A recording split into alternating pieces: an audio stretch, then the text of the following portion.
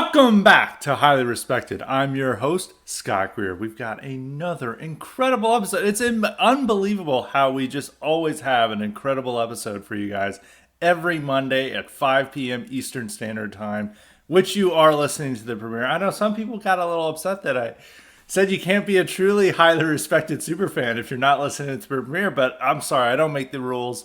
This is just how the world works. I'm sorry to those fans who, for whatever reason, they feel that they don't have to listen to at the 5 p.m. premiere to be a true super fan. But, you know, I don't make the rules here. But anyway, whenever you're listening to this, I know you're going to be highly informed and getting a new IQ boost, almost as much of an IQ boost as you get from the IQ supplements, which you should sign up for at highlyrespected.substack.com.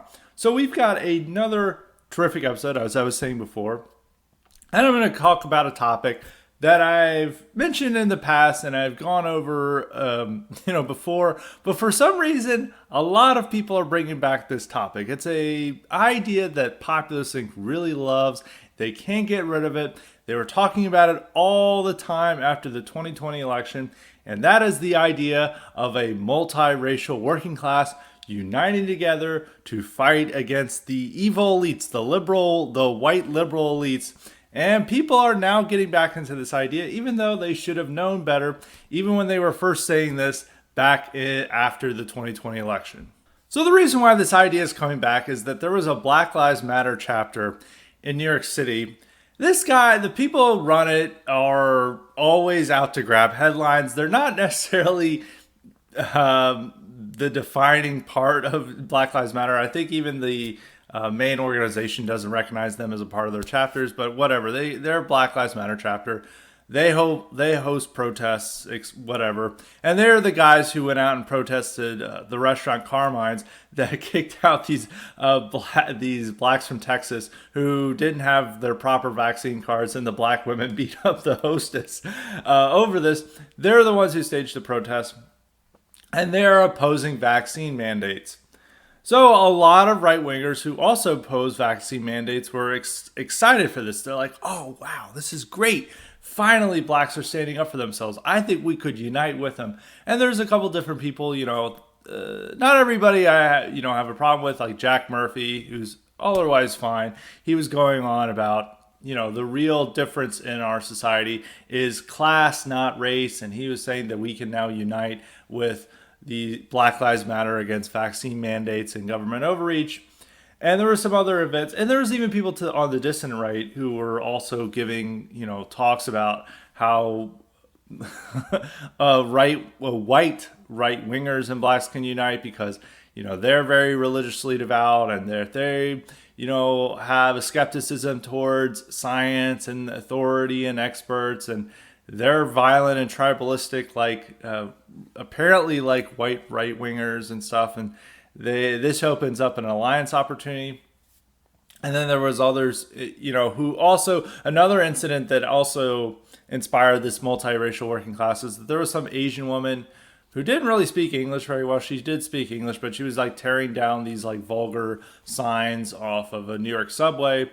And everyone was going soy jacking over that. Even somebody, Adrian Vermeule, who actually supports vaccine mandates, because that's a part of his common good conservatism. And if you guys don't know who Adrian Vermeule is, he's a Harvard law professor who's the chief integralist in America, chief integralist thinker. He believes that the Catholic Church and state should be one, and we should, have a theocracy of some sorts ruling our country. And somehow that's going to happen with all these libtards who run our society and culture and government are somehow going to be devout Catholics at some point. We'll wait on that. But anyway, he shared that video of the Asian woman tearing down the posters, and he was like, oh, once again, multiracial working classes, that we're going to see a lot of civil disobedience from Asians and Hispanics and blacks, and this is so great against liberal tyranny, and this is just amazing. I love this. And even though he's somebody who's like not who like is like worships authority and order in a way that he somehow has convinced himself that like the liberal order can be made based, or people that we as right wingers wouldn't necessarily like, that's based because you got to be obedient and accept authority. But now he likes civil disobedience if it's coming from non-whites, and it's appearing to support his position. So there was all these incidents that are going on with that, and there's a lot of arguments going on here. I don't think that the people on the dissident right are. I think they're that are saying this stuff. I think they're just having an intellectual exercise. I don't think they're necessarily serious about it. But the populist ink types who are very into this, who are very serious about this, are going into a very dumb trap that the conservatives have been going through for ages and ages. And this isn't just about blacks. This is also about the idea that this is somehow our base is a multiracial working class. So it's not just a misunderstanding of the racial tensions and conflicts in our society.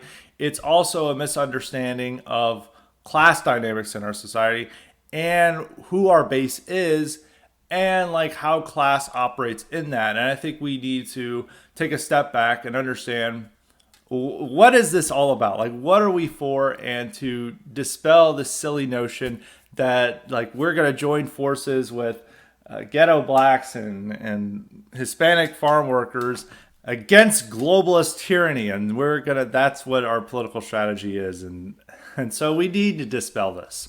One of the longest standing myths of conservative ink is this idea that blacks are social, or well, it's not necessarily a myth that blacks are socially conservative in their personal views, but this doesn't really translate to politics. But for 40 years or so, conservatives have believed that they can win over blacks by a socially conservative message, that we focus on traditional values, we focus on gay marriage, or now, well, they no longer talk about gay marriage, but like abortion or other some vague traditional values, that somehow this will win over blacks. And this has never worked at any point in time. And with there is some evidence. I remember when I went to, and this is like way back in 2013 when I was working in DC in conservative circles, and there was some like lunch that I went to. There was like a gathering of conservatives, and they had some grifter black pastor there who makes a lot of money telling conservatives what they want to hear about blacks, and he was going on about how the key to winning over blacks is firm opposition to gay marriage, and he cited some figure that in Ohio in 2004, Bush won like 20% of the black vote based on on campaigning on a constitutional amendment to outlaw gay marriage. And he's like, this is what we need to do. And at that time, conservatives like, no, we're moving away from gay marriage, so we're not going into this direction. And now you don't even have that issue when it comes to gays. And there's not really a issue that you can campaign on without alienating middle class whites to appeal to blacks. And at the same time, if your like argument is that, well, if you get socially conservative with blacks, or you're really pushing this forward, you can take you can go from 9% of black support in Ohio, and granted, this is just in Ohio, to 20%, which Ohio is already a firm red state. Then it's like, well, what the hell? And you could at the same time lose more middle class white support. Because one thing you have to realize is like, I mean, this isn't necessarily good about white suburbanites, but there is this idea that we need to do more to alienate them in order to win elections. At the same time, we're chasing like some mythical creature that is higher black support or higher Hispanic support. And the point is that a lot of these things are going to alienate white suburbanites. And I think that is what these like really social conservative, because I mean, gay marriage is no longer an issue. I mean, it's not. I mean, like even the social conservatives have totally moved on from this. It's really just a few people on the internet. I'm not saying that's a good or bad thing. I'm just saying that that's like the fact of the matter is like in terms of like mainstream political debate, people have totally moved on from gay marriage. And the religious right, that the organizing force around that issue has accepted it. They just don't care anymore. They're now focused on the issues. I mean, they've just moved the goalposts further back, and now they're just focused on trans athletes and girls sports and abortion, and that's pretty much it. And I don't think blacks really care about trans athletes and girls sports. It's a very unimportant issue. They're not necessarily going to, care about that in a way that they would have cared about gay marriage. And even with abortion, their rates of support for it are roughly equal to standard for whites. It's really Hispanics that have raised a slightly higher opposition towards abortion, and Republicans are already appealing to that. So it's not if blacks aren't hearing that message, and conservatives have made their entire message around appealing to blacks with abortion, because it's always like talking about black genocide, that it's racist and it disproportionately harms African American communities. That's what they always say. And yet that's not having any effect on blacks. And blacks will just stay with Democrats because Democrats and the left provide them goodies that Republicans are not going to provide them with. And I don't think that conservatives should get into the idea that we should also provide these goodies. Like, I think everyone hated on Trump's platinum plan. And now you want to do, and the only way you can really compete is to even have like a double platinum plan to like promise them even more goodies and subsidies and erase more of our heritage. Because you have to remember is that the platinum plan was, wanted call for Juneteenth. That was one of its main proposals, was to have Juneteenth as a national holiday. We, of course, don't like that. There's all these things that we would have to do to win over black support, and there really isn't that commonality between whites and blacks. And also, it's like religious devotion. Yeah, they are more religiously devout than, especially middle class whites on average. But that's not really, religious devotion isn't necessarily an argument that they share a lot with us. I mean, you have to think it's like that's like an argument that people use for higher Muslim immigration. It's like, well, at least they believe in God. At least they're very devout. And it's like, no, we don't want Afghans and Syrians here just because they pray more to Allah. And now you could say, well, they're Muslim and the blacks are Christian. But I mean, the type of Christianity that's favored by the dissident right and internet right is very, very different from the type of Christianity that is practiced by most blacks. And it is very racial, that they're a form of Christianity. I mean, I've been to black church services before, and it's all about like racism and slavery and reminding black parishioners that white America mistreated them. It's not a message that white right wingers are going to relate to. So it might as well just be as foreign as Islam. And then also, besides like social conservative issues that they supposedly care about, or even moderate, like I was seeing some people who were like saying like blacks are the moderating influence on the party, and it's really white progressives who are for identity politics. Is like, well, look, like they all love Black Lives Matter. It wasn't like Black Lives Matter was imposed on blacks. Like, they support this stuff, and they're also they're supporting defunding the police, and all their lawmakers, all their representatives are the most hardcore in wanting to defund the police. They're the most hardcore in wanting to eliminate American heritage and statues and our traditions. They're the most hardcore in supporting reparations. Like, reparations is one of their big issues right now. Do you want to promise them reparations just so you can fight over trans athletes in like high school sports? And which is an issue that is not, it doesn't appear to be registering among blacks at all. No, you don't want to do that.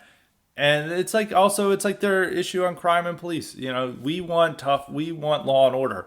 They do not want law and order, and that's like a core part of our agenda. And I just think, conservatives have been trying to do this shtick for years and years and years, and it hasn't worked. And we shouldn't just like look at vaccine mandates and their opposition towards it. And I've said this repeatedly on the podcast and in my tweets that one of the main reasons that we do not have Aussie-style lockdowns is due to fear of magic outbreaks. Like, and we're now seeing that with the hostess getting beaten down in New York City, and we would see more of that type of effects if like blacks were like forced to stay at home and they would just riot. Like, and they are understanding that they can't do this. And also there's this dynamic that if, blacks are angry and acting out, that there is something, that there's some justifiable reason for this, that they are reacting towards racism or white supremacy, and we have to do more to calm them down and placate them. So that's the main reason why we don't have Aussie-style lockdowns. And I guess we should appreciate that part about our wonderful magic Americans. But at the same time, that does not mean that there's going to be some political alliance, because their main issues, and even like their lawmakers, this is just like a few Black Lives Matter chapters, and this is blacks on an individual level, but their leaders are fully on board with the lockdowns, and they're fully on board with like the gay agenda. They're fully on board with trans stuff. They're fully on, and of course, they're the main ones pushing reparations. And individual blacks love the idea of reparations. And you have to look at how the institutions and leaders work, and it's not anything we can relate to. And so, anytime that there's like some black-based black person, even like the right wingers among us cannot resist indulging in America's state religion of black worship, of magic worship.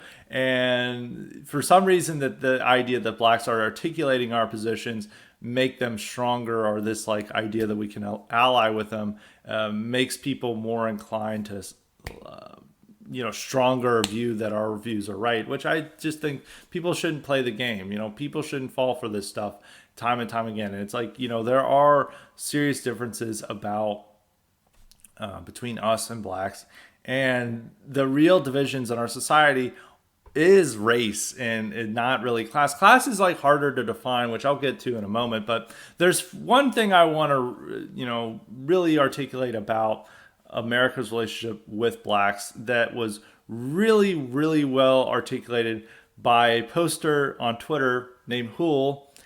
He goes by Akboga, Aqboga. I will read it again later, but I want to read his thread that he posted that I was like, you'll first hear it and like, no, that can't be. And then you're like, wait a minute, that's correct. So I'll read the whole thread in full.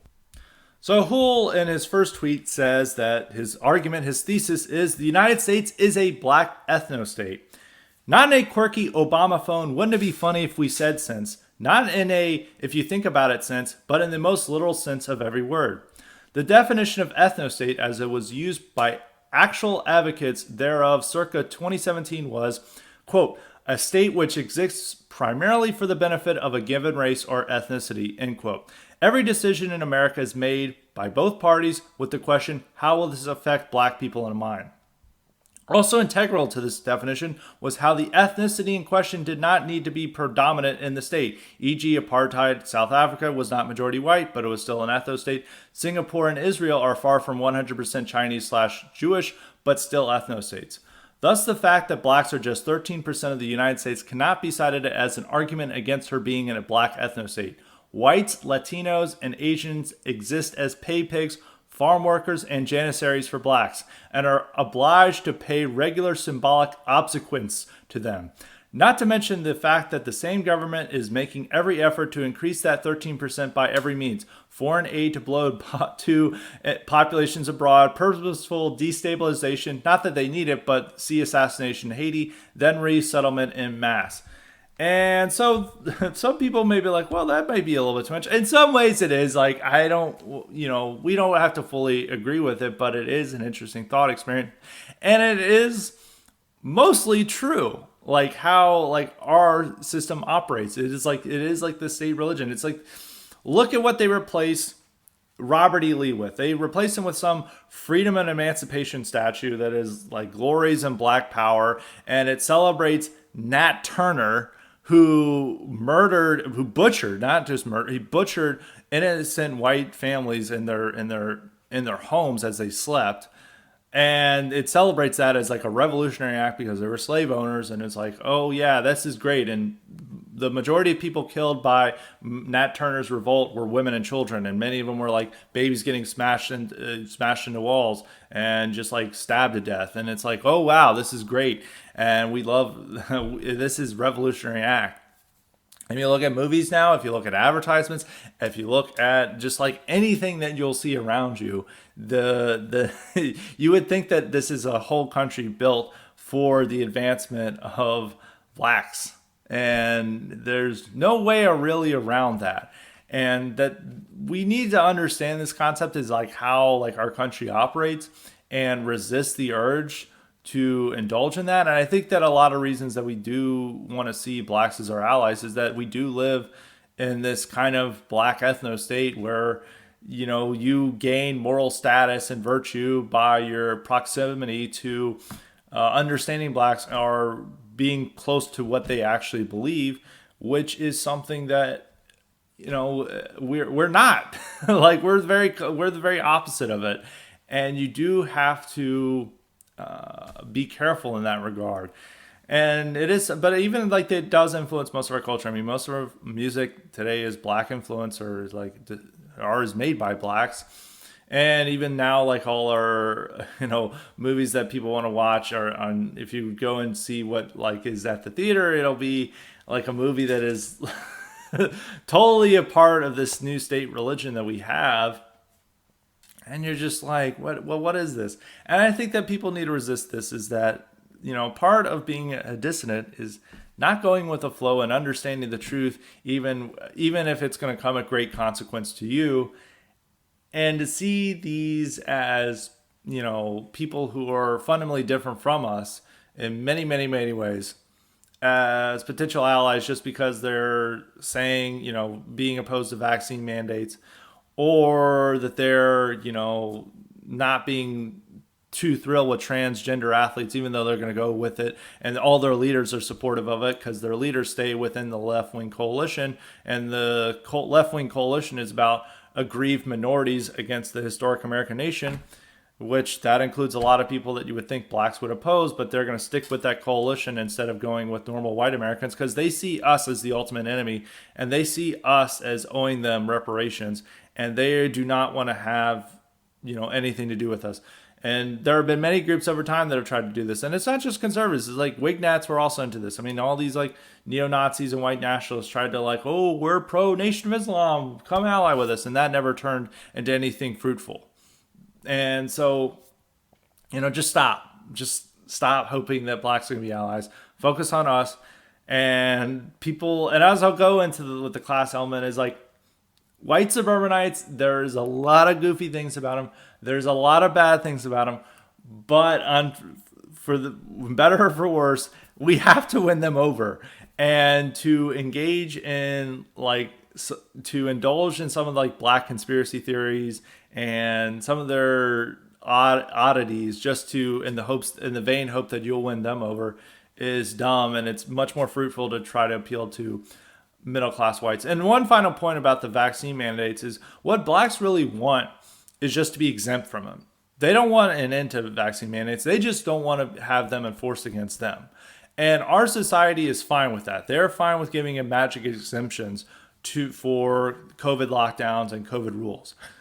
And it's even in socially enforced. No cashier wants to end up creating the next George Floyd by telling some guy that he has to leave the gas station for not wearing a mask. And even that physical harm may come to that person. And most of these people working at these inner city convenience stores and gas stations understand that there's going to be a problem if they say no, you can't come in, you're not following the rules, or I need to see your vaccine card.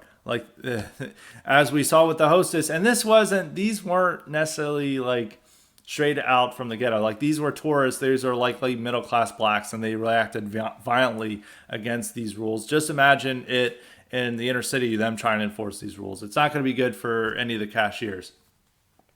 And so what they really just want is a black exemption, a magic exemption, and they're likely going to get it because of how our society operates as a kind of black ethno-state.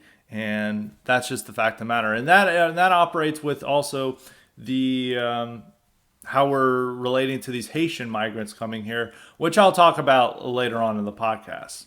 Now for the class element, which, just like this straight up idea that we're fighting a class war, not a race war. Of course, we're not fighting a race war, or a war over ethnicity or anything like that. We are engaged in a class war.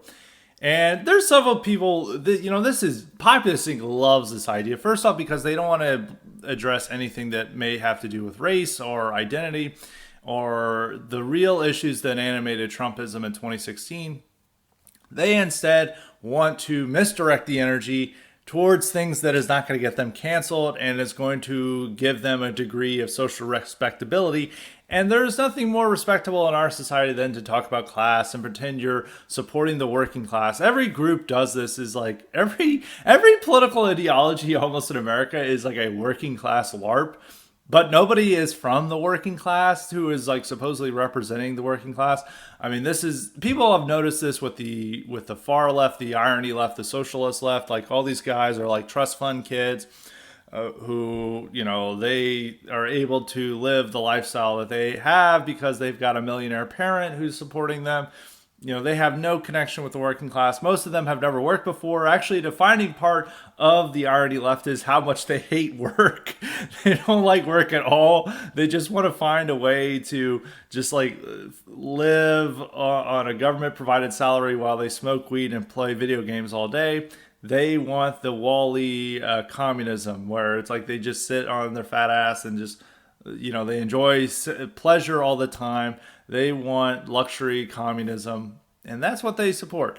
And they're open about it. But with right wingers, it's very much the same. Like every person I know who advocates for working class conservatism or multiracial working class does not come from the working class. And pretty much most of the kids I know in Washington, D.C. who are about into this or went to private schools or prep schools, they are not even middle class. They are upper class. They are not at all middle class. And for them, they have like this contempt for the middle class, and also the some feeling of guilt from coming from the upper class. So they feel that they can identify with working class despite having nothing in common with them. And many of the people who, it's not only just that they come from prep schools, but most of them aren't even white themselves, and they're like, Indian immigrants who came to America and they grew up in a wealthy suburb.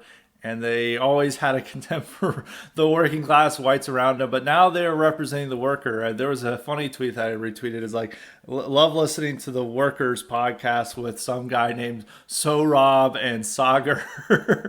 And that's like the truth of the matter. It's like all these guys are not from the authentic old stock working class, even though much of the working class is like a lot of white ethnics, but it's like, they don't have anything common with them. And they're like, we're representing you. And it's like, I'm also very happy about my private school and prep school that they did too. And many of these guys are very similar from the upper classes, that they're very much insistent on class identifiers for who they're going to relate to.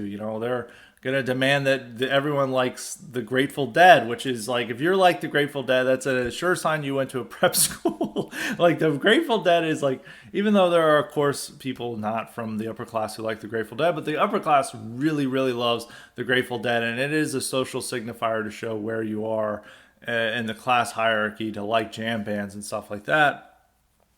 And just like, I was, spent my, teenage years traveling Europe and stuff. And it's like, the white working class is not experiencing these wonderful vacations to Europe like you were as a youth. So there's like this actual gulf between a lot of these people in popular singing. And then there are some people in popular singing. Like, I don't think, like Jack Murphy is probably closer. I don't think he's necessarily working class, but it's not like he went to a prep school. I don't think so. He has like probably more in common. And this is not just me. I know I use the example of Jack Murphy. I'm not hating on Jack Murphy.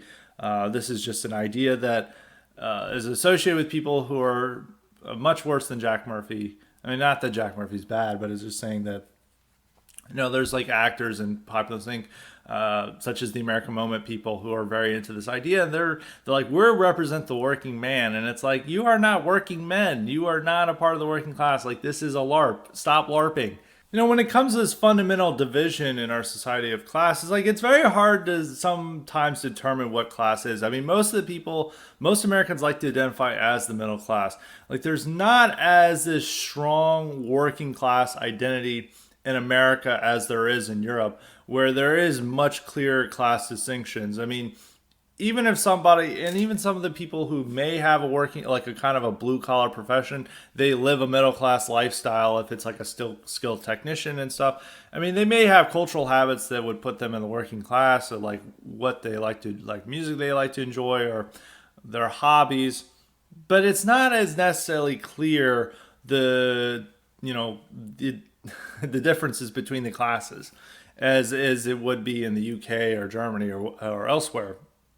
there's not as much of a strong working class identity, because also another difference is that working class identity in America is not built around the labor union of good for good, good, or at least not anymore. In many of these populist think types think it is based around the labor union. So it's like imagining that the entire working class are these like urban workers who are ethnic Catholics who are they have these concerns that have not been their concerns since the 50s and 60s, but they're still there, and they have like a very strong identification as working class, which it's not necessarily true. I mean, they do have hobbies that would be different from the middle class, but it's not as it's not as clear or strict as it would be in the UK, and they're not as like as united, and it also overlooks like a lot of these kind of like working class LARPing overlooks a lot of the problems with the working class. And this is not like me, condemning the working class, but it's like, you do have to realize what's going on in a lot of downscale white America. I mean, like there's the opioid epidemic. There is a problem with obesity, probably greater among the working class than it is among the middle class. If you look at a lot of these communities that are like pretty degraded, and like I was getting into these arguments too with some of these people, these secessionist advocates who are advocating for moving to rural America, and they have this idyllic view of rural America. It's like they go there and there's all these blonde, blue-eyed bodybuilders out in this rural community, and they're riding bicycles, and they're just so healthy, and there's no drugs at all involved, and everyone's fit, like everyone's like doing group push-ups in the middle of the street. And like the people actually do have these like visions of like this like super noble rural Americans versus like the degenerate suburban white Americans, which it's not even like suburban America has like a lot of problems too. But if you go out into a lot of rural places, not all rural places, there are still some very nice small towns. And most of the whites who live there who are over 50 are for the most part very good people, very solid people. But the most of the good young whites who are not like addicted to drugs like try to get out of there because they're seeing that there's no job opportunities. Their community is like being affected by all these social ills like at a very rapid rate, and they're like, I want to get out of here. There's nothing for me. There's not much for me here as a young person. And so they see those problems. But I mean, there are some nice, but if you go like to some of these places, I mean, it is like there is a degree of degradation there that I think that people don't want to acknowledge. And there are problems with suburban America, but everyone hates suburban America. And that's not like, I don't want to necessarily say that the suburbs are peak of civilization. Obviously, we would like to live in, these nice communities that like Europe has, like with historic buildings and everything's walkable. And, there's a strong sense of community, and suburbs don't necessarily offer that, and I understand that. I didn't, I grew up in the suburbs. I didn't like, I wasn't like, this is awesome, I want to stay here all my life. Like I definitely thought like, I don't want to live in this suburb. But at the same time, like a lot of the reasons that things we don't like about the suburbs or the way they're developed is the way that American society is developed. Like, people wanted to get away from the urban problems, the problems associated with urban America, and people want to just think that this is all due to cars, and without cars we would have like European style cities, and it's like, no, you can't have European style cities with American demographics. And the white middle class realized this, and they moved out to the suburbs, which, like, it's not yeah, you would of course prefer like you to live in this, like nice little town where everyone's walking, everyone knows everyone, and there's like these historic buildings, and there's a lot of art and culture, and the suburbs don't necessarily promote it. And you are left with this single family plot, but you do get you get a backyard. Generally it's safe. It is not, it's not as horrible as you would imagine. And it's like something like an edgy teenager or like leftists are like, it's like, I hate the suburbs. I don't think we should necessarily celebrate the suburbs, or like, and some conservatives are like, we love them, but they're not as bad as you think. And there's a reason, and a lot of the problems are associated with the problems that it's a way to escape from the problems that are associated with the rest of America.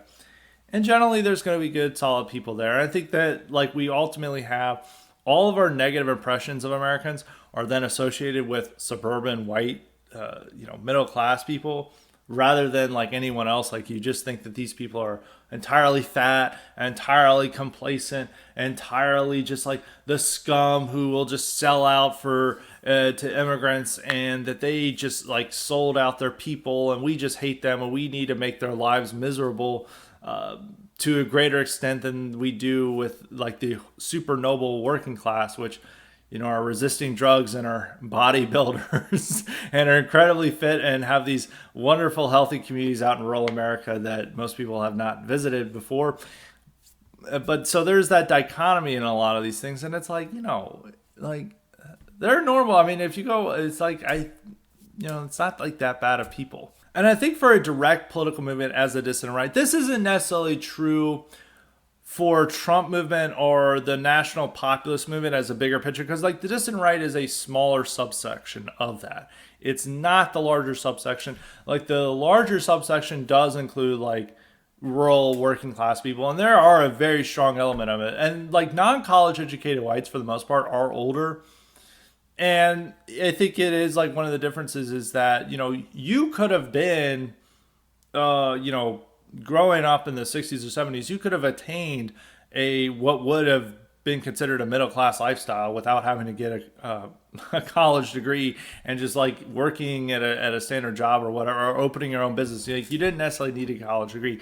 That's harder today, even though now people can get technical training that they can.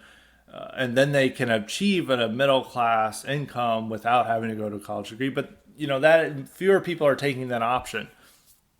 And so that's like one of the things you need to realize about non-college educated whites is that like a lot of them are older people who would generally have a middle class income, but they don't have a middle class status as not having a college education.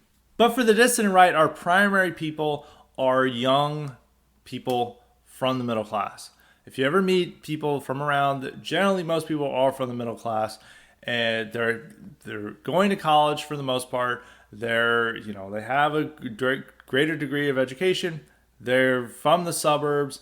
They're going to universities. This is probably our people for like the immediate subsection, and even for the larger Trump subsection is that that does have the middle class.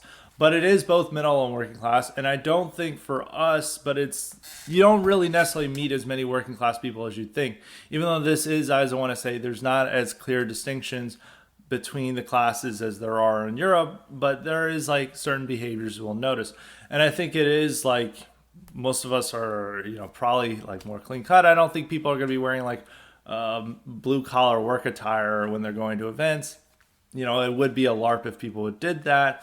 And the people we're trying to attract to our cause are university educated whites who are going to be working middle class jobs or even elite jobs as well, if they're coming from the upper class. And I think it is a LARP to think that like all of our people are truck drivers or mechanics or doing these type of jobs, when it is like university educated white kids who are going to go be accountants or lawyers or whatever. That is like the true like base for the dissident right. And that's like gone back even to the old times of the alt-right. Like the alt-right used to always be like, we're a working class movement. And anytime I met these people, they had a college degree, they worked a middle class job, and it's like, well, where are the working class people? And it's like this desire that like, and it's in some ways it's similar to like the old Marxists that people used to critique the old Marxists, saying that like, oh, well, you guys aren't really for the working class because none of you are from the working class. And then, like, for us, we're saying, that can made the same point. It's like, well, we're representing the working class because they won't represent themselves, and we're the true workers. And it creates a LARP perspective where people then want to, pretend that they came from a trailer park when they came from a nice suburban home, and etc. And I don't think you should do that. And, we do have to create an appealing message to the white middle class. I don't think... And that's even with coming with the economics. Like all these people, like they're adopting things from Europe, and how like some of these right-wing parties went over in Europe by appealing to, more socialist rhetoric and like more government subsidies and this like nanny state, big statism that they love. And That doesn't work here, and that alienates the white middle class to be like, we're going to raise taxes astronomically, and we're going to create more regulations, and we're going to support unions more, and all this stuff, and that like really alienates the middle class, who I think are an important part of the general populist nationalist movement and are the core subsection of the base of the dissident right. That's where most of our people are coming from. And you're basically like, we are going, and we're completely opposed to your economic interests. And we're instead favoring the interests of this mythical working class, that many of the working class people who support conservative policies or back conservative positions are not these like socialists, these populist socialists that we imagine that they are, or that the populist Inc. imagines that they are. Many of them also hate regulations and restrictions and government interventions that, now everyone's like, we love this, we want more of this. And it's like, no, we're not like winning over these labor union guys. We're winning over a lot of independent contractors or small business owners and many of other type of people who, some of them would be, have working class traits and working class hobbies, but they're not like working men of the world unite, like type tier people. A lot of American politics today is built around hating the middle class, I think. And it's like, even though they say, like, I'm standing up for the middle class, but actual middle class whites, like, everyone seems to hate. Everyone wants to make policies to make their lives worse, from Populist Inc. to Wignats. I mean, on the extreme online sphere, like, everyone wants to make their lives worse. And then even the Democrats themselves want to make their lives worse by introducing Section 8 housing into the suburbs, eliminating police, taxing them more, and everyone wants to tax, and then you're just like, why does everyone hate this one group, and why should we join in? Like, we want to defend this group. And that's, so I think it is like, we like working class whites. Obviously, we're not like demonizing, we're not condemning them, we're not going into like the sphere that like Kevin Williamson and all these other never Trumpers were in the 2016, where they basically wanted them all to die of opioid overdose. But we should also be more realistic. There's like the flip side of like them like seeing the degradations that are a part of the working class, and then saying that that's all the working class whites and I hate these people, versus this, fantasy image of them as these as these fit bodybuilders who are resisting the poisons of the modern time, which is also not true. I mean, they're the most affected by the poisons of the modern time. And I think that people need to resist that with the working class, but they need to understand it's like, it's okay to be middle class. You don't have to LARP as a working class person just because you went to a nice school or, you went to college. Like, it's okay to be who you are, like become who you are. And it's like a guy in a golf shirt, like going to a country club. Like, I don't, there are problems with country clubs, but I don't think like, it's okay to, wear a collared shirt. It's okay to be, say that like, I'd rather live in a suburb than of the other choices in America, even though of course I'm not like idolizing suburban life or saying it's the peak of civilization, but the nature of American life, that sometimes you have to, that's like the only option you have, and there's nothing wrong with living there. And yeah, it's like, yeah, and it's like even this like impression, like I think this ad that was like by Teddy Daniels, which even Populist Inc. hated. This is a guy running for Congress in Pennsylvania, and it was like an ad where he's at a country club, and it's not even like an elite country club. It's like a country club you would find in like a small town. And like there's people in golf shirts there, and he's got a sweater on, and he's got a button up, and they're like the guys that got a cigar. He's got like Mitt Romney photo, and he's like, "Oh, you got to do what you tell us." And then he like rips off the sweater and the button up, and he reveals like he's got like a a shirt that is not appropriate for a country club. And he's like, I'm gonna be the real me. They're like, oh no, we can't believe this guy is gonna be a downscale white. And then he goes and shoots guns with his veteran buddies, and it's like that is like part of it. But I also like, I don't, it is kind of dumb to pretend that we're all like that. Like, there are people who are like that, and I don't think that for the dissident right, they are primarily, they would have more in line with in common with the fellow patrons at that country club than they would with Teddy Daniels. and maybe not on a political perspective, but from a social perspective. And so I don't think people need to stop demonizing them, stop supporting policies, and we need to get policies that are actually appeal to the middle class, are actually representing their interests, while moving them, pushing them into a direction that is going to accept that they are a part of a people, that they're going to understand these identity and cultural issues, and that they are perfectly in line with, or they don't totally counteract their economic interests. And we have to appeal to them as well. And I think that would also largely appeal to the working class whites that we want to support. And we do need to win back white suburbanites. This is a fact. I think people all want to condemn them and imagine that they're evil people. And there's a lot of reasons that they're sucking, is that they're much more concerned about social respectability than working class whites. They're like, oh, well, what will my neighbors say if they find out I vote for Trump? And we do need to push them to stop being pussies and in that direction. But we have to win them over. And it's like you're wanting to abandon them in favor of blacks or Hispanics. And even with Hispanics, there is some truth to the multiracial working class, but it's not based on the economic populism favored by Populist Inc. It is favored on by being seen as the one party that's not going to kowtow to Black Lives Matter. It's going to be about appealing to traditional masculine values and being like, we're a party that celebrates masculinity and being tough, while the Democrats are wimps. And it is about we don't want you guys replaced by immigrants as well. And we also want to have tough on crime. We want to make your community safe.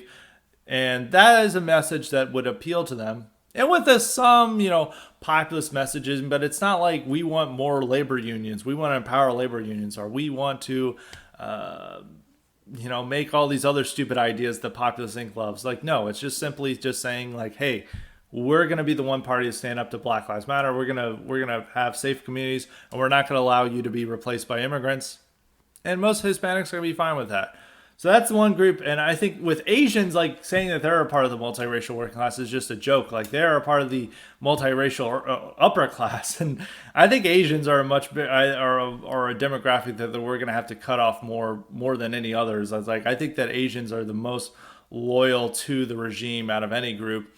And despite a lot of Asians, such as Indians, taking over Populist Inc. and saying that they're now the new figureheads, I think that shouldn't make people think that Asians are base. It's actually, as a group, they're becoming more and more liberal, and they're the ones championing critical race theory and anti-white racism the most. And they're even fine with affirmative action, even though it affects them. They just want to carve out affirmative action that doesn't affect them, but they still want to discriminate against whites. So, as I want to say, don't focus on class warfare. Understand that for the dissident right, not necessarily for which it is a part of the populist nationalism, is that we are winning over white middle class. But for the dissident right itself, our primary base is white middle class people with a university education. White suburbanites have a lot of issues, but so do white working class people. And, we want to improve both of those areas so they become better people. And the distinction in our society is not class. And I don't want people indulge in this, we're now, we're supposedly working class whites now. We're allying with working class blacks and Hispanics against these evil suburbanites. So it's no, that's not our strategy. The class war rhetoric and all this stuff about class being more important than race, that's all misdirection from focusing on the important issues that are about identity, culture, and race. And if you look at any of the polling, even though a lot of people don't necessarily like Richard Hanania, his think tank, it's a long name, I'm not even going to say it, but just Richard Hanania's think tank, they did put out an incredible study after the 2020 election showing that the Trump base, or the Trump voters, were primarily motivated by these culture and identity issues about immigration, about anti-white racism and all these other things. They're far more motivated by that than they were by economic issues. Economic issues that they only really cared about was, did this improve the economy or not? That's how basic it was, and that's how we should operate. And we should not indulge in these fantasies about a class war or multiracial working class. This is just another distraction from focusing on the important issues. Our base is the white middle class, and we while the larger movement is base also includes the white working class, and we'll probably have working class people in there, but we should not LARP as the working men of the earth or these workers when we're not. It's be yourself, be authentic. Don't try to pretend you're something that you're not. And we need to have a message that appeals to our core constituency, so we have more people agree to these issues, and then that pushes the white middle class in a better direction than where they are right now. So moving along now to the final topic before I get to our wonderful cognitive elite questions, which we've got a few today. I want to discuss this is actually returning to Hull's point, and as we all know, you should follow him at Akboga, AQBOGA, on Twitter.com. Giving him a nice shout out. Hopefully he appreciates that. He should. If he doesn't, I'm gonna edit this out and totally eliminate his name and pretend that was my take. But with this we have this huge Haitian migrant invasion on the border. And this is unreal.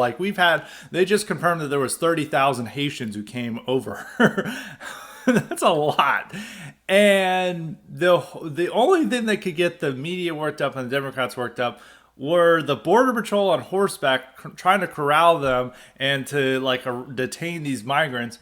And they went apoplectic about it. They were saying this evokes images of slavery. Kamala Harris and Maxine Waters said this. Maxine Waters said it was worse than slavery, which, she's in her 80s, so I guess we shouldn't expect her to be too cogent. And then Kamala Harris, who's the Vice President of the United States, is saying that her people under her who serve, she's the second in command, she could be president. She's saying that these people are effectively slave drivers for doing their job. Joe Biden says they're going to pay. And there's all these and now they're eliminating, horses from being used for Border Patrol. And it's you're seeing all this happening. And I talked a lot about the immigration debate last week with, their bill, the budget reconciliation, their bill they're trying to do, which they tried to insert an amnesty in there that would give 8 million illegals citizenship or a pathway to citizenship. And now the Senate parliamentarians saying they can't do that because, that's just not going to work out. And it's not likely that they're going to get this amnesty through. They're trying to get this budget bill through this week. That's a complicated matter of how they're doing it. It's not going very well. The moderates and progressives are really fighting over this budget bill and the infrastructure bill. The moderates want the infrastructure bill, which that bill sucks as well and has very little to do with infrastructure, but it just has infrastructure in the name. The progressives really want the budget bill, which they can just, they don't need to get a filibuster-proof majority in the Senate to pass it. They just need a simple majority. And they're loading it up with all these left-wing wish items in the bill. That's a very complicated issue that's going on. They have to vote on the infrastructure bill this week. We'll see how that goes. It looks like there's total chaos in Congress over this matter, especially within the Democrats. And I don't know if it's actually going to pass, but I think a more important point, or not necessarily a more important point, but a point to notice in this whole fight is how Democrats approach immigration enforcement and border enforcement. And they're completely opposed to these ideas. As we've seen with the Haitians, is that if there's any images showing Border Patrol doing their job and arresting people, they think it's like slavery or the Holocaust or something else that is terrible that happened in history. And they have to oppose that simply because it's like upsetting their conscience. And pretty much any migrant that shows up at America's door, they just want to let in. And it's the same with these Haitian migrants, is that they're now calling to give them temporary protected status, which temporary protected status is now permanent protected status because none of these people ever lose temporary protected status. Biden keeps renewing the temporary protected status for tens of thousands of migrants from Central America and even from Haiti. I think there are some Haitian migrants that are included in that. And they've been here for many, many years. And now they want to give it to any Haitian who shows up. And there's 30,000 that came through. And there's another caravan that's coming through as well that's at least 10,000. And so we're going to keep having this problem go on. And now Border Patrol is, demoralized. They're being attacked for doing their job. They're not allowed to use horses. It's a cheap and efficient way to get these border patrol agents to crisis areas and to control the situation. Now they don't have that. And this whole situation is terrible, but it illustrates how Democrats cannot do any border enforcement. And even the response to this of just like white guys on horseback, like grabbing them, and them, like, they weren't even whipping them. They just had reins in their hands and they're just like, moving around. It's like these guys are running around. It's a chaotic situation. And some of the photos may look like they're using the reins, but they weren't.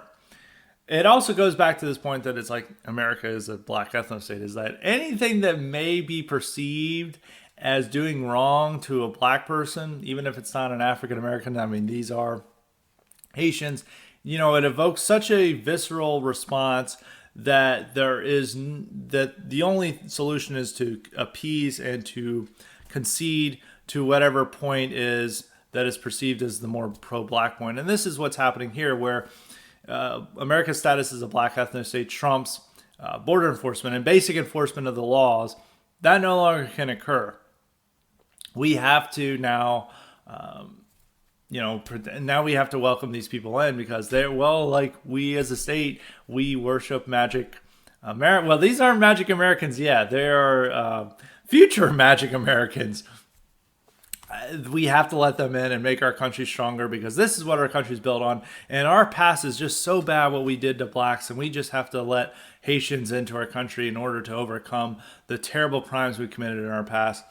And that is now going on with the Haitian thing. And this is going to be a major problem going forward because it's not just going to be Haitians that are going to be trying to come in through our southern border. It's also going to be Africans who are going to be coming through our southern border. You might be like, how the hell are Southern Africans getting to Central America? And well, they get there, and there's been a growing number, and these Africans are somehow making it to Europe.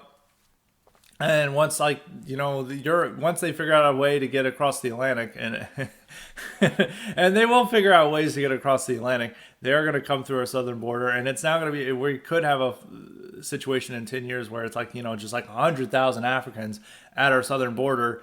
And we're like, it's on George Floyd National Memorial Day. And it's like, in honor of George Floyd, we're welcoming in all these tens of thousands of Africans and to, show off how terrible it was for slavery. And at the same time, we're welcoming these people in, and these people are breaking through our border to come in. We're still going to believe that we're this white supremacist terror state that makes it so terrible to live if you're non-white, yet we have all these tens of thousands of Africans and Haitians trying to come here. So it's ridiculous. They don't want to enforce any immigration laws. They just want open borders. Ideas that Democrats wanted open borders, it was a little bit hyperbole, a few years ago, but it's not even hyperbole. It is what they're for. I mean, they don't want any borders. They want to tear down any wall or barrier structures we have on the southern border. Any immigrants that come here, they want them to stay. Even their new amnesty policies, as I've said before, it's not about. They don't even want to have any border enforcement mechanism. They don't want to give Republicans anything. They don't want to even make the pretense that they're ending illegal immigration. They just want to give these people a pathway to citizenship and bring more of them here. And they have no argument for saying no to them or for deporting them. And Biden is having, a lot of backlash to the idea that he's actually deporting these Haitians from his own left. And what is he going to do about the next caravan? We'll have to see what happens then. But, going back to Hull's point, it is a realization that we are, we're a nation dedicated to the service and interests of magic Americans.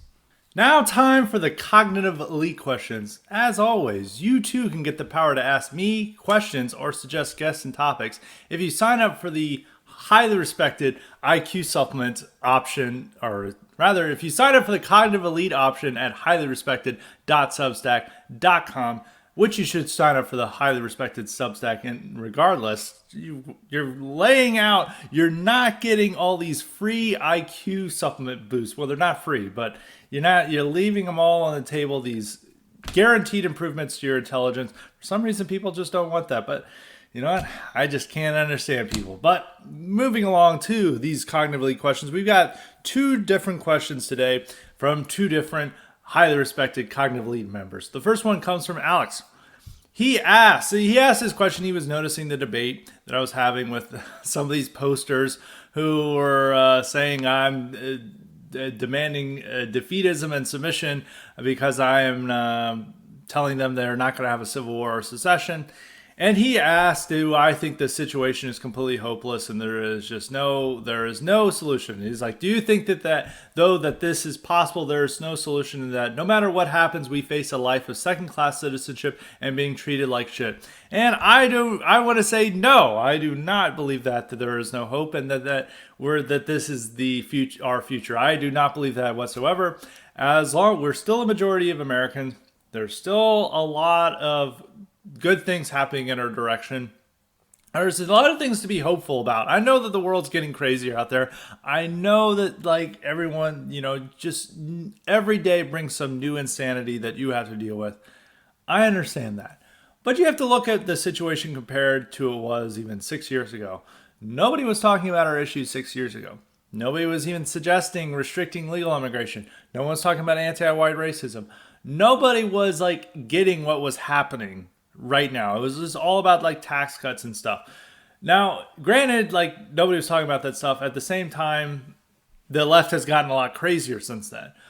But it's not hopeless. And this situation, I don't think is going to carry on forever. And by that, when people like say, well, you're opposed to secession, you're opposed to collapse, I think the system itself is very strong, and from like its structures and stuff about providing order and police and military and a strong economy, I think those aspects are it. But I don't think that the regime is going to last forever. And there's still millions of people who get these problems, and there's still people that we can make a change to this. And I don't want to say that this is entirely hopeless. And there are just so many new developments in the political world that should give people hope that I don't think that they're in a way that like 10 years ago, that even though the mainstream world was less crazy, there was less hope for political actions. Like nobody was talking about our issues on a mainstream stage. It would seem like only a few hundred people got these issues at all 10 years ago, and now there are millions. And now the number one cable news host, Tucker Carlson, talks about nationalist and America First views every night on his show. And Republican lawmakers then take up those issues. I mean, yeah, they should be doing more. Yes, there's still like failures and more to be done, but there is a lot of hope. And I want to make this bigger point about people there's a lot of people who are arguing about mentions about how like the real way to secede is just to give up on politics and just to say, nope, I'm not going to let it worry me. And this is how I gain a victory by doing this. You simply just can't turn off politics like it's a video game. It's like it's a PlayStation. Okay. It's not like, oh, well, I don't like what's going on in politics. I'm just going to turn it off. Now I'm not going to let it affect me. That's not how it works. Like, that's not how it works at all. Like you can turn it off and maybe not pay attention to it. That's not going to stop your kid's school from teaching anti-white racism.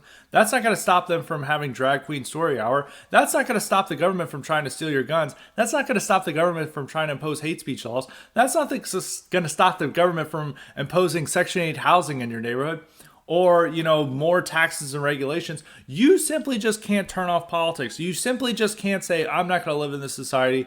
I'm just going to stay in a room all day and I'm going to pretend that like the world is not going on around me. The world continues on whether you like it or not. And politics continues on whether you like it or not.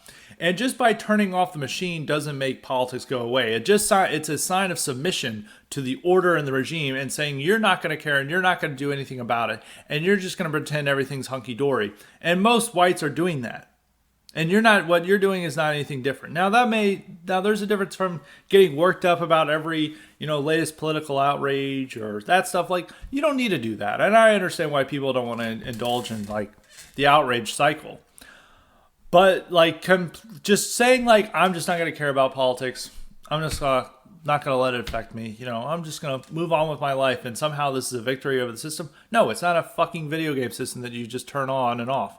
It's going to affect you whether you like it or not. And it's much better to try to stop and change the world in the direction you want it to be, rather than to just simply say, oh, I'm just too cool for politics, I'm not going to let it affect me, I'm on some remote farm, and then the government comes confiscate your farm, or like shoot you because they decide you're a political extremist.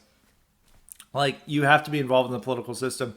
There is no escape from it. There is no turning off it.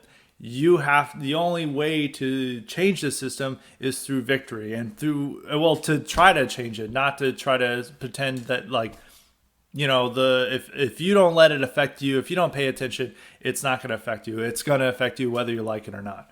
So I want to really push back against that idea, but I do want to give people hope, and I do want to say that, like, there can be change to be made, and if more people wake up and don't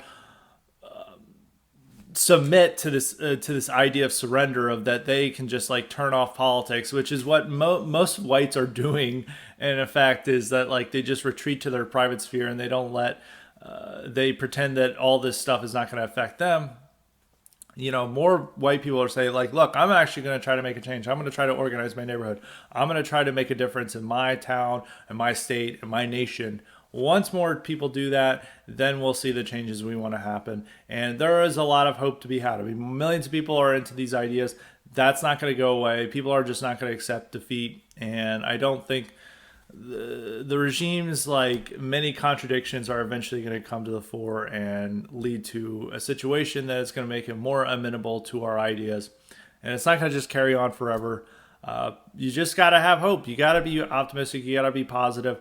And you cannot give in to defeat and submission. So that's my message on that. So moving along to the next IQ supplement question, or cognitive elite question. I keep messing it up, man. I'm not having a good day with this. This is not a political question. This is a music related question. This comes from Jack. He asked me, have there been any good metal releases in the last year, or anything coming out later this year? What are the top 3 albums you recommend us listeners to check out?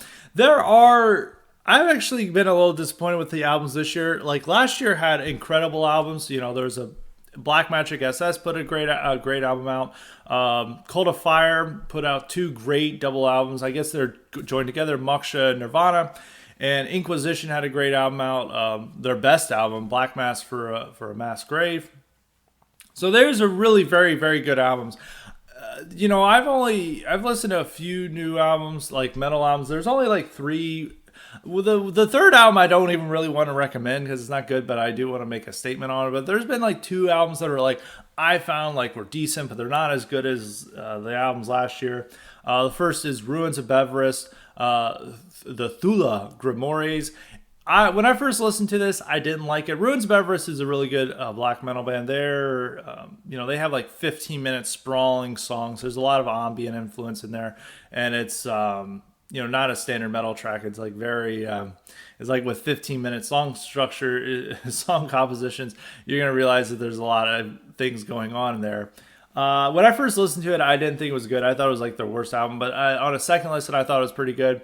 I don't think it's their best, but maybe if I listen to it a third time, I may even have a more positive opinion about it.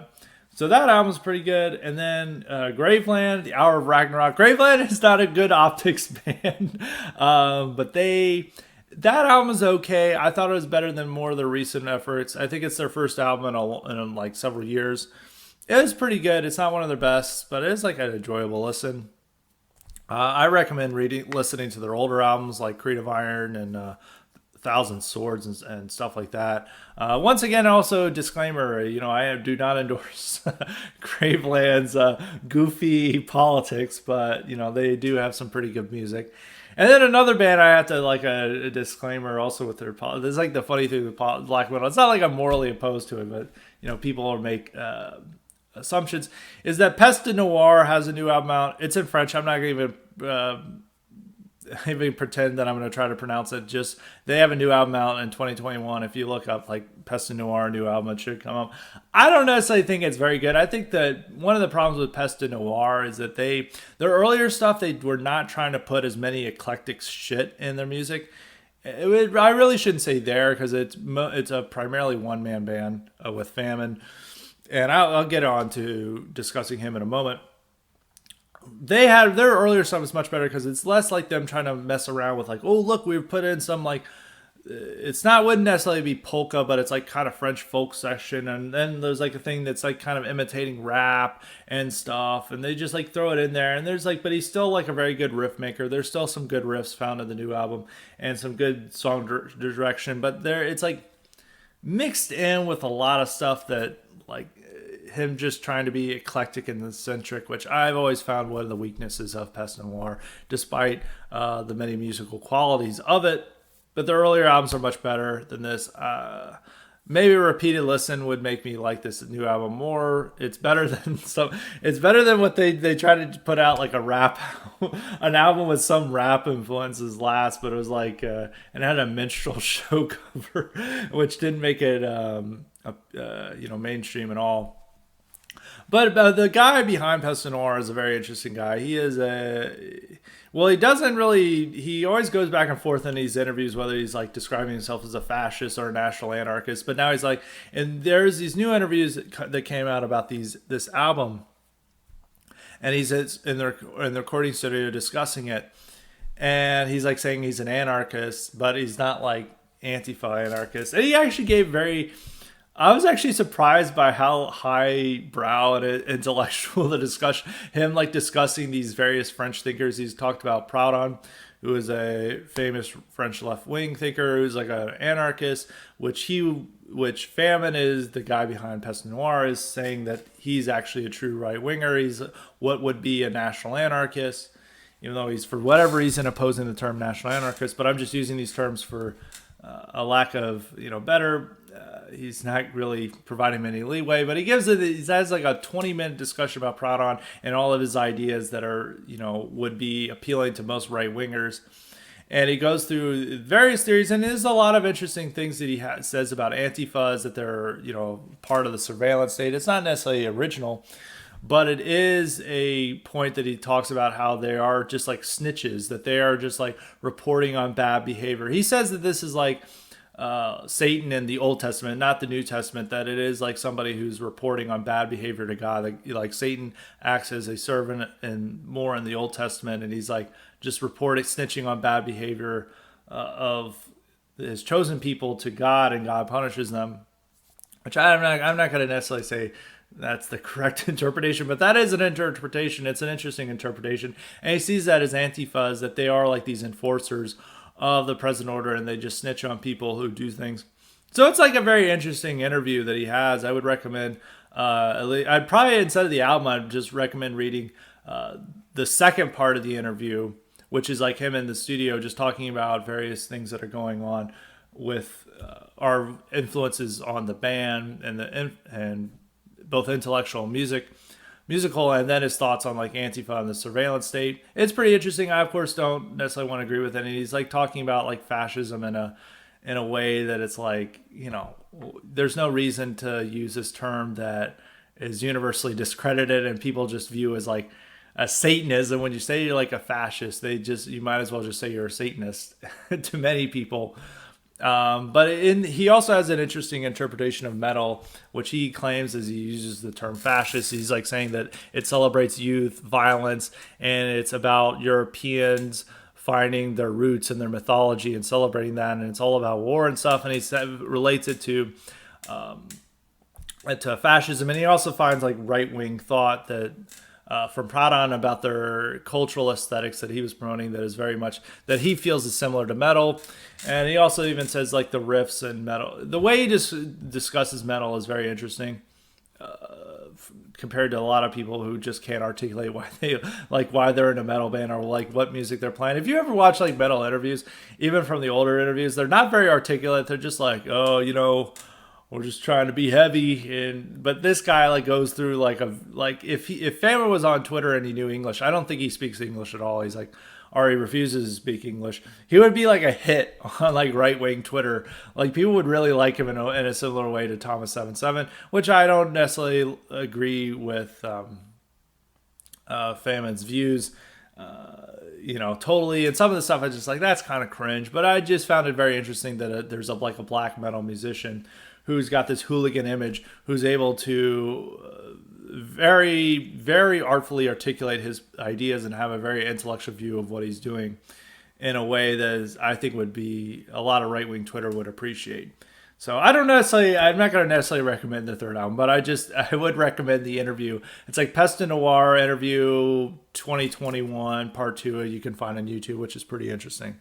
So with that in mind, hopefully there is some better albums. I will probably have a better view. There could be some, I've heard like rumors of like other albums that are coming out by the end of the year. And I remember that Inquisition's album, which I thought was like the best album of the year, tied with like Cold of Fires. That came out like at like November or December. So there could be some really good albums that come out by then. And most of this stuff is like black metal. I don't really listen to, I think like a lot of other genres don't really have their life force anymore. They're kind of, they had their best times in the past and they don't really produce newer stuff, while black metal is still like, it's always been producing new interesting works. It's never just been stuck at like a time period where it's like all the best albums came out and like it stopped producing as good of albums. It's always been continually putting out good albums. And I think artists just take more time to put it out. So we'll see what some other good albums are that come out of that. So that's it for today. As a reminder, make sure to like and subscribe to Highly Respected on YouTube and to subscribe to Highly Respected on Substack, and that is highlyrespected.substack.com. And until next time, stay respected.